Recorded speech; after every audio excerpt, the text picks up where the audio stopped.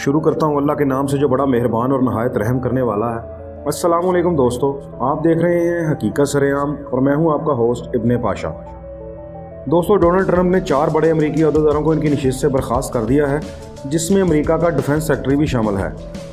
और अमेरिका में सारी फोर्सेस जो हैं वो डिफेंस सेक्रेटरी के अंडर काम करती हैं। इससे आप इस ओहदे की अहमियत का अंदाज़ा लगा सकते हैं, क्योंकि डोनाल्ड ट्रंप ये समझता है कि इसे एस्टेब्लिशमेंट ने हरवाया है, इसलिए अब वो एस्टेब्लिशमेंट को सबक सिखाने के लिए हर मुमकिन कोशिश कर रहा है। हो सकता है इसके बाद CIA चीफ और आर्मी चीफ की बारी हो। इसी आर्मी चीफ की जिसे ट्रंप ने इस ओहदे के लिए खुद चुना। मगर इस वक्त सूरत हाल ये है कि अमेरिका के आर्मी चीफ ने आज एक प्रेस कॉन्फ्रेंस की है और ट्रंप को बराह रास्त बड़ा सख्त जवाब दिया है। इसने कहा है कि मैंने रियासत से वफादारी का हल्फ लिया है, ट्रंप से वफादारी का हल्फ नहीं लिया, यानी कि हम ट्रंप के ज़ाती गुलाम नहीं हैं। अब ये बड़ी ख़तरनाक सूरत हाल है।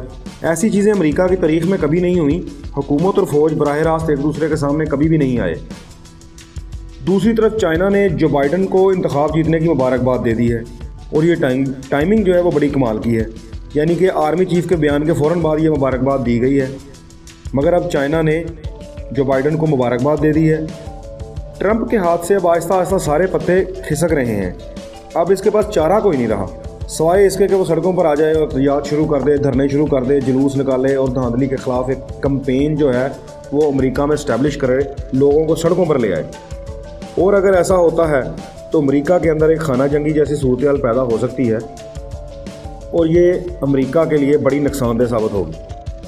जो बाइडन जो है वो मिडल ईस्ट के लिए कुछ प्लान सोच के बैठा हुआ है और चाइना की बढ़ती हुई ताकत को भी रोकने के लिए प्लानिंग कर रहा है। उसने ये इंतखाबी मंशूर में ऐलान भी किया था कि मैं अमेरिका को दोबारा सुपर पावर का स्टेटस दिलवाऊंगा, और उसकी राह में जो सबसे बड़ा रोड़ा है वो चाइना है।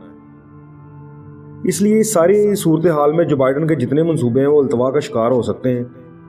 ये वो कैलकुलेशन थी जो अमेरिकन एस्टेब्लिशमेंट जो है वो पहले कर नहीं सकी। इनको अंदाज़ा नहीं था कि ट्रंप अपनी हार का इतना सख्त रिएक्शन देगा। ट्रंप हुकूमत अफ़गानिस्तान से फ़ौज निकालना चाहती थी, मगर एस्टेब्लिशमेंट और फ़ौज ये नहीं चाहती थी। वो ये समझते थे कि अफ़गानिस्तान से फ़ौज निकालने से तालिबान मज़ीद मजबूत हो जाएंगे। इसलिए जो बाइडन को जितवाया गया, क्योंकि वो आप जानते हैं वो जंगों का हामी है और बाराक ओबामा के साथ वो नायब सदर रहा है, और उस सारे अरसे में उसने कई जो जंगी मुहिमात नई शुरू भी की, और इस्टेब्लिशमेंट का भी वो ख़ास आदमी है। अब सूरत हाल ये है कि अमेरिका अपनी पॉलिसीज़ में धंसने जा रहा है।